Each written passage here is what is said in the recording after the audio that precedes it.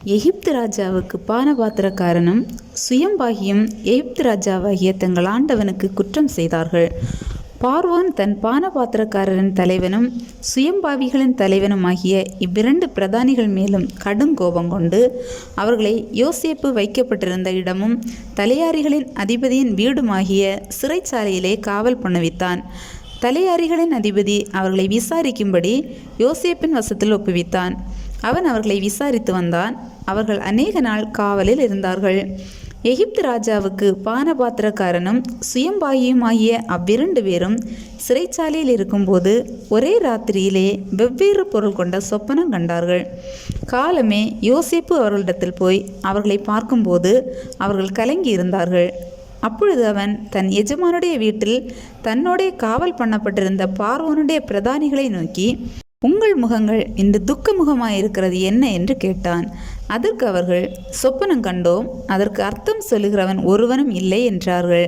அதற்கு யோசேப்பு, சொப்பனத்துக்கு அர்த்தம் சொல்லுதல் தேவனுக்குரியதல்லவா? அவைகளை என்னிடத்தில் சொல்லுங்கள் என்றான்.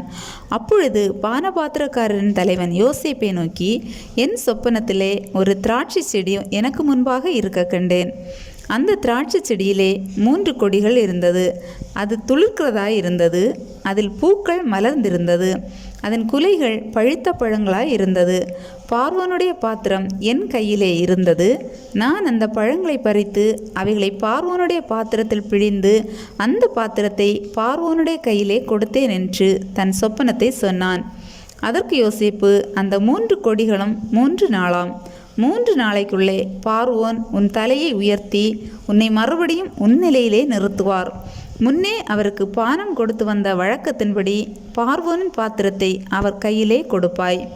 இதுதான் அதன் அர்த்தம் என்று சொன்னதுமன்றி, நீ வாழ்வடைந்திருக்கும் போது என்னை நினைத்து என்மேல் தயவு வைத்து என் காரியத்தை பார்வோனுக்கு அறிவித்து இந்த இடத்திலிருந்து என்னை விடுதலையாக்க வேண்டும்.